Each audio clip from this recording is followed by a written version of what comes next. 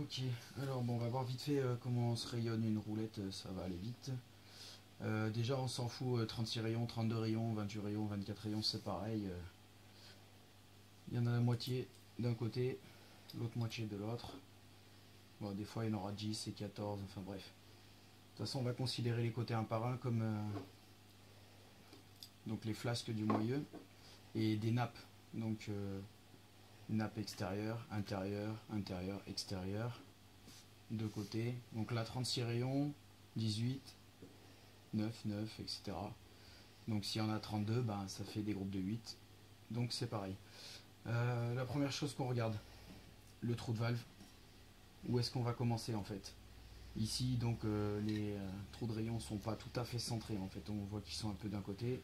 Celui-ci est plus haut que celui-là, on va commencer de ce côté. On commence par le côté qui est en face de nous, c'est plus facile. Donc ensuite, pas mélanger les rayons côté roue libre ou pignon fixe et côté opposé.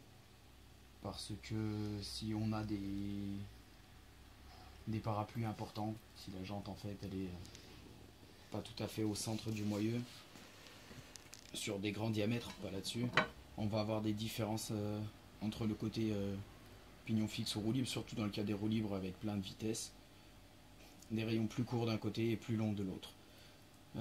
Qu'est-ce qu'il y a?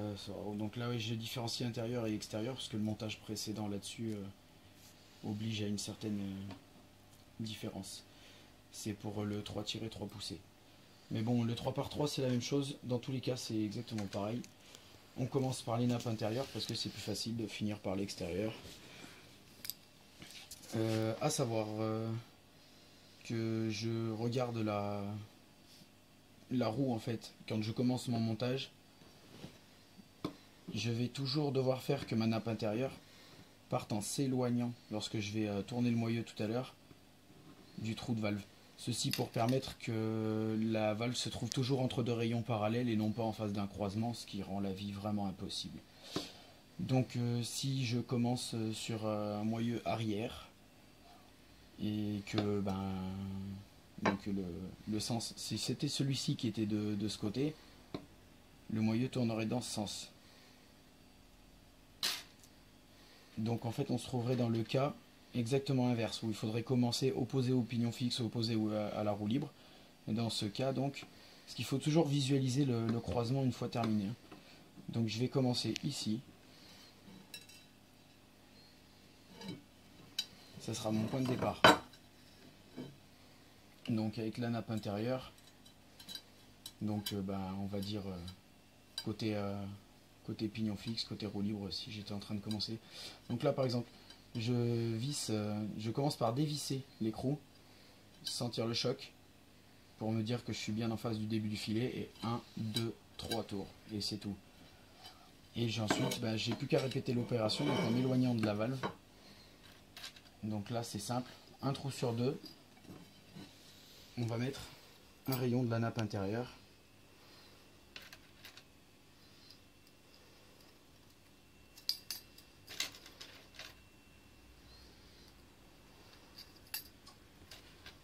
Dans le cas d'un 3-3 poussé, on va faire 3 rayons intérieurs, 3 trous, 3 rayons intérieurs. Sachant que ça ne marchera pas sur un 32, hein, ça c'est uniquement sur un 36, le 3-3 poussé. Sur un 32, on pourra à la rigueur rentrer du 2 logiquement. Qu'est-ce qu'il y a d'autre à dire? Bon, après pour les crossfoot, ça c'est pas mon délire. Je pourrais pas vous aider. Donc, par contre, bon, il y a deux, il y a deux flasques sur le moyeu. Donc là, je saute un trou ici, j'en saute 3 ici. C'est l'idée en fait. Deux de l'autre côté et un de ce côté. Alors, je vais me caler.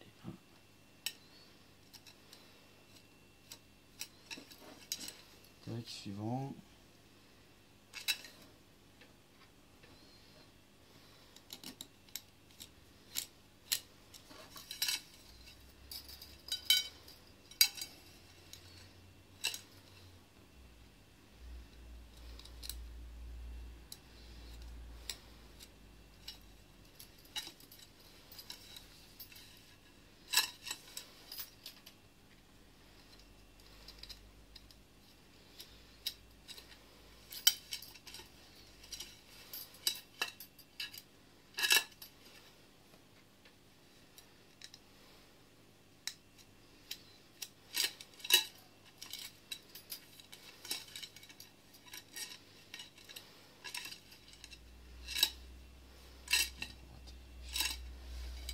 fatigue, la fatigue. Allez, on va marcher.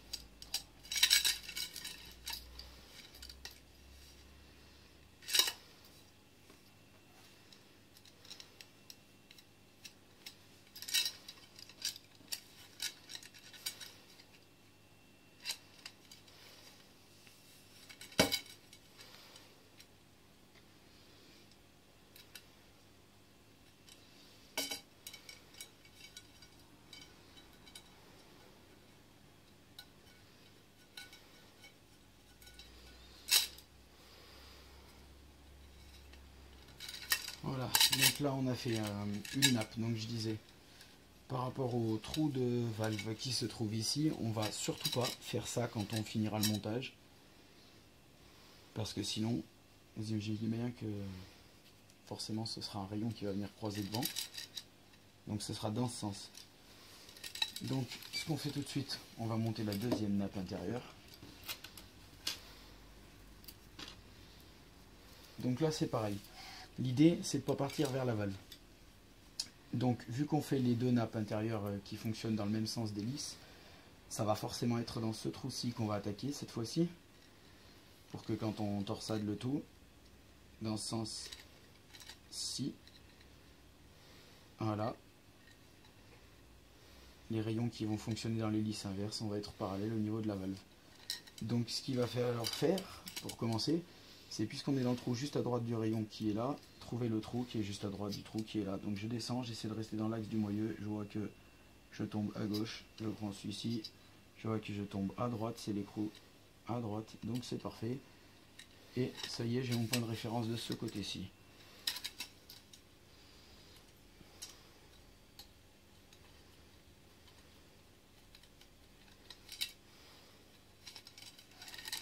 Voilà, et après, une fois qu'on a le point de référence, pareil, il n'y a plus qu'à continuer.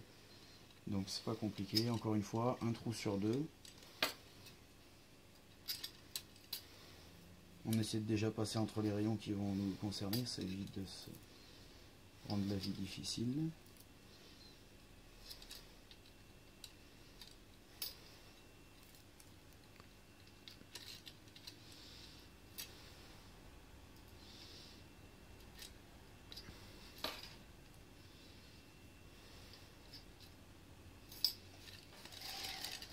Voilà, donc on en est là. Alors là maintenant c'est à partir de là qu'il faut commencer à faire attention à appareiller la jante. Il faut y faire attention tout le temps, mais là ça devient un peu plus pressant et ça va pas s'arranger en avançant.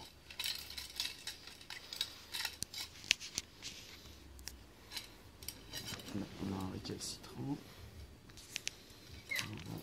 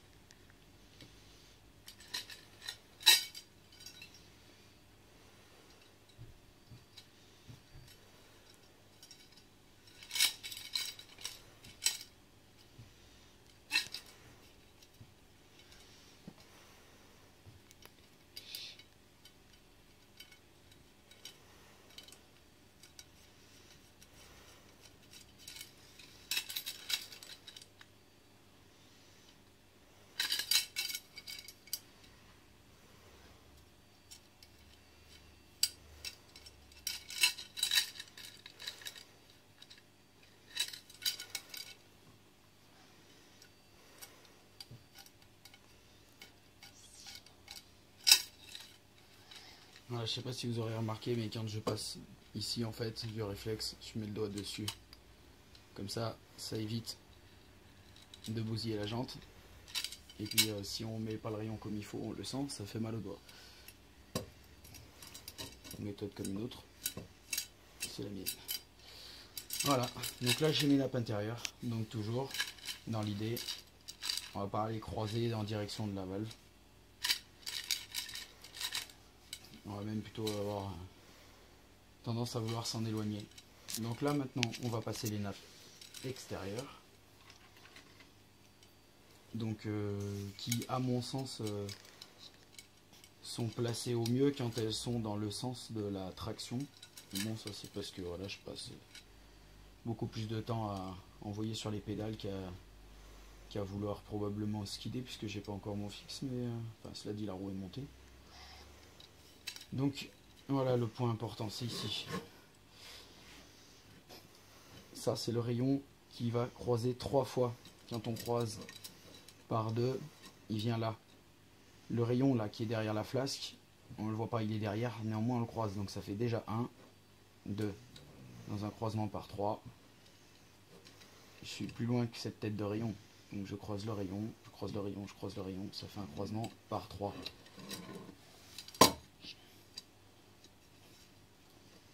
Comme on respecte le coude et un rayon sur 2, on va tomber là. Donc si on fait attention à ce qu'on obtient, voilà.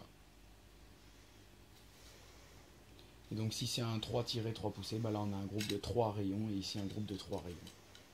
Voilà, ça fait 3 éventails sur un 36. Donc voilà pour la suite, bah allez on enchaîne. Donc là, une nappe extérieure côté...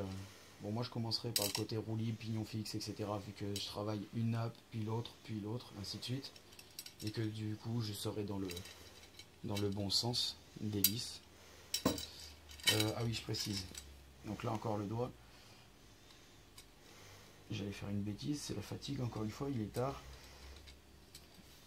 Donc le dernier croisement je le passe dessous. Dessus, dessus, dessous.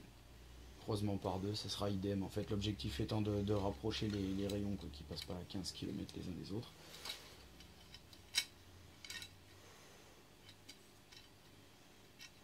Alors là par contre ça devient vraiment pas évident avec ces jantes là qui sont des jantes à double paroi, et ce qui signifie qu'avec des écrous relativement courts ça devient un peu difficile.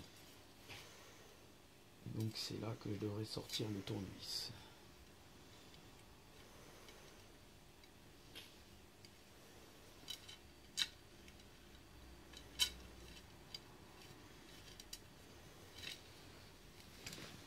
Tournevis qui se trouve ici avec sa pote la Clarion. Donc voilà, il n'y a plus qu'à, comme dirait l'autre.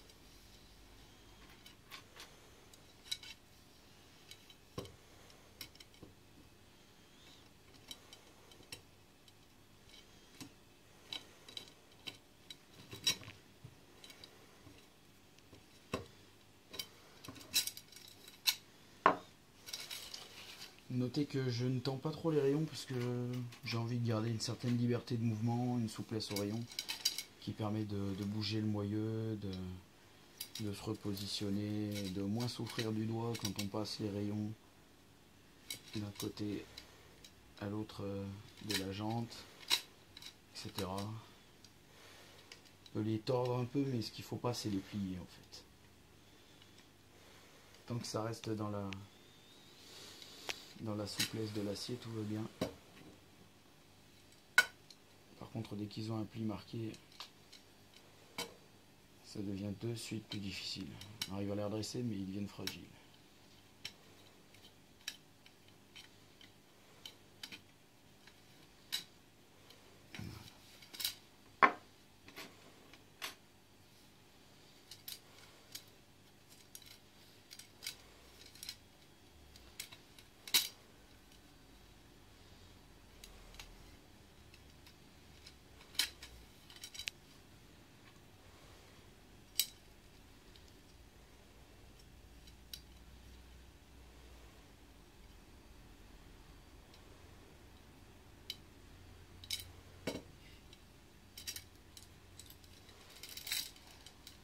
Les joies des doubles parois, disais-je.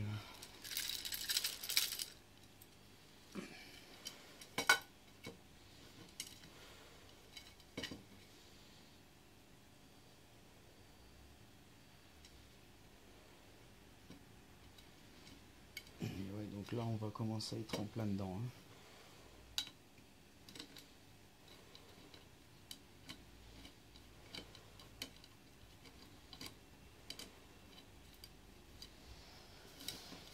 Ouais, c'est joli et c'est à la mode les Deep V, mais côté pratique, à monter, c'est pas tout à fait la même chose.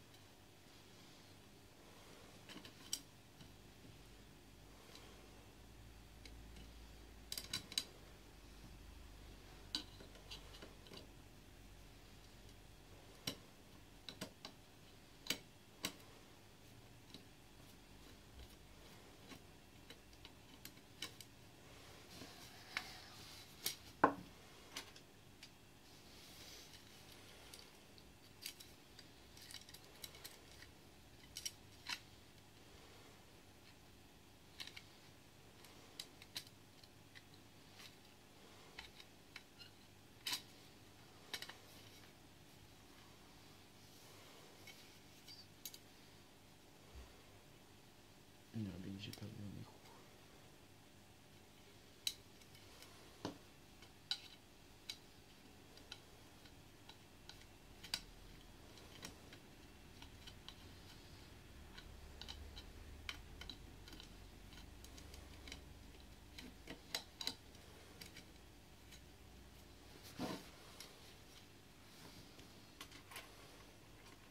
Non, j'ai pioché un rayon du mauvais côté. Mauvais joueur. Alors. Heureusement que c'est une roue avant. Hein.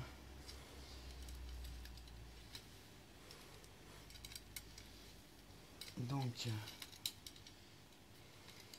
plus ça va aller, plus la jante va devenir rigide. C'est pour ça que si on a vraiment bien serré les écrous de rayon sur 10 tours dès le départ,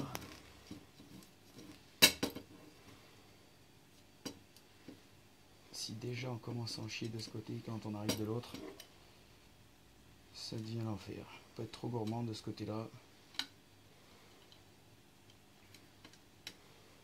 Le plus important, c'est de les serrer pareil.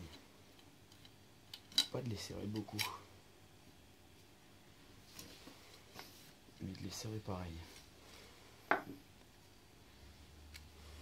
que étant donné que les rayons sont censés faire au moins approximativement tous la même longueur,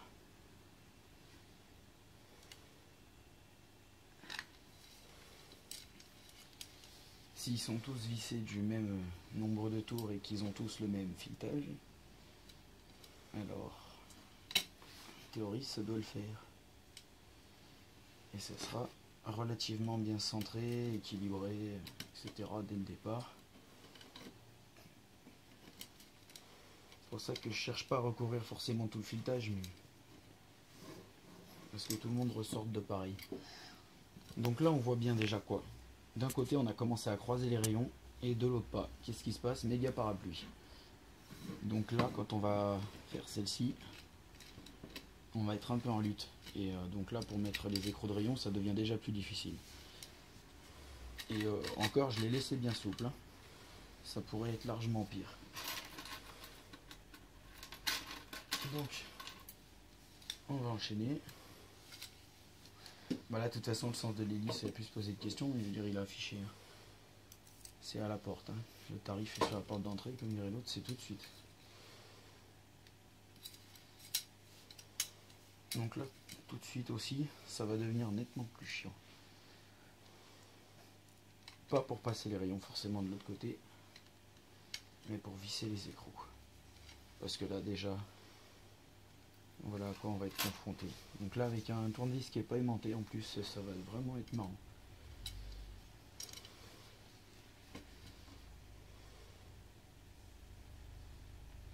Ah ouais, il y a une technique pour faire ça, tiens, ça va être marrant à vous montrer.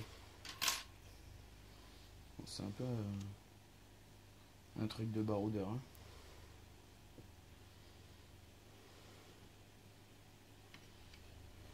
Bon, je vous annonce de suite, hein, ça marche pas jusqu'au dernier rayon, hein. Il en manque un au bout d'un moment.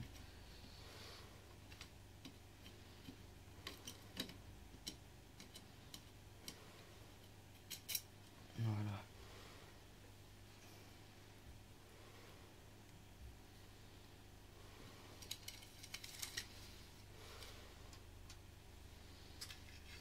Alors, bah, ma foi, on est parti. Donc là, c'est pareil en face, pour éviter d'accrocher trop la tête de rayon, j'essaie de passer par l'endroit où j'ai le plus de place. Et ensuite, bah, on évite d'abîmer la jante. Et c'est pas toujours évident. C'est plus vite fait qu'on croit de ripper et de bien abîmer tout le travail joliment commencé.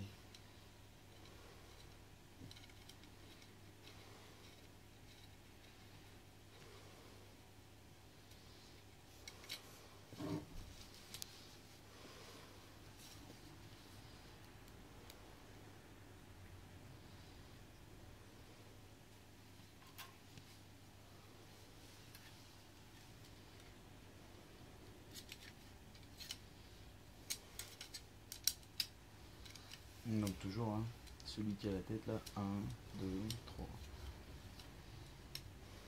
S'il n'y en a que 2, bah 2. S'il n'y en a qu'un, 1. S'il y en a 4, 4. Et je vais peut-être vous surprendre parce que les logiciels de calcul de longueur de rayon, pour la plupart, ils ne s'amusent pas à aller au-delà de 4. Ceux par exemple pour mobile et compagnie là. Mais en fait, oui, 5, 6 croisements. Rien ne s'oppose, ça dépend du nombre de rayons en fait. Moins il y a de rayons, moins c'est possible de croiser vu qu'on se retrouve à faire le tour du moyeu avant.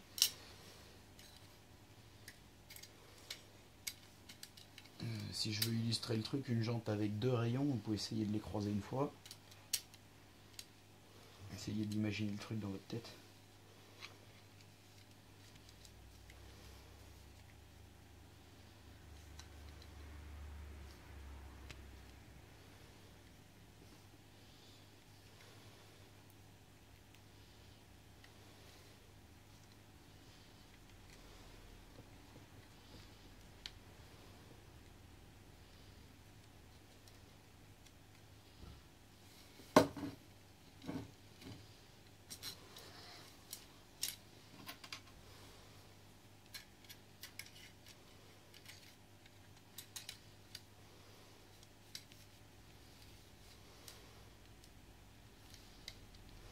Ah, je sais pas si j'ai pensé à vous montrer avec le premier rayon de cette nappe, mais il est facile à retrouver vu que de toute façon on les a enroulés dans le même sens. On revient au début et donc ce que je disais, maximum clearance ici, rapport au trou de valve, bien entre 2 rayons parallèles, tranquille, la pompe ça passe à l'aise, les raccords même un peu raides, ce sera la même, ça passera crème. Donc voilà, ça c'est pour les lassages classiques 32, 36, etc. Je ne vais pas vous refaire la liste. Mais en gros déjà, tous les multiples de 4, vu qu'il faut 4 nappes pour qu'il y ait une symétrie à la fois dans ce sens et dans ce sens sur chaque flasque. Donc tout multiple de 4, en théorie, devrait pouvoir faire l'affaire pour ce type de montage.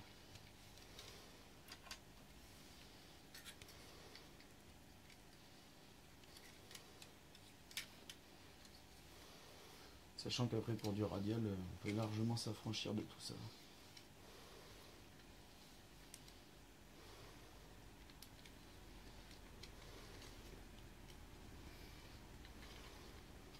Et descendre au multiple de 2 en fait. Puisqu'il n'y a plus que 2 nappes finalement.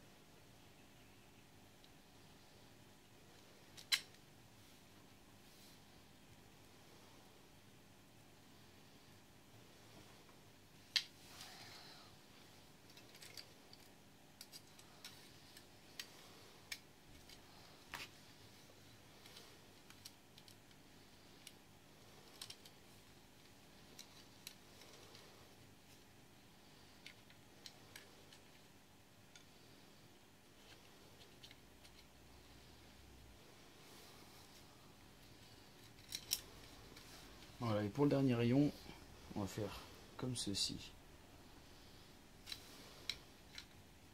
Pour un peu moins s'embêter.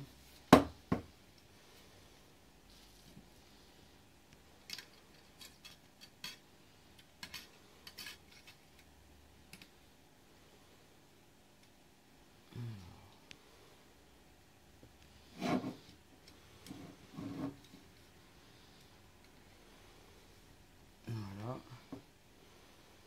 Et donc là,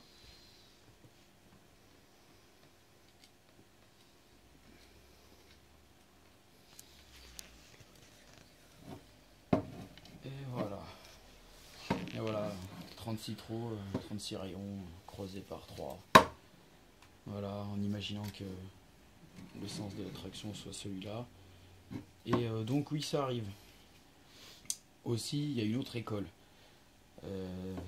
que j'aime pas du tout, qui consiste en fait à faire une nappe intérieure et une nappe extérieure dans un sens d'hélice, et de l'autre côté exactement l'inverse.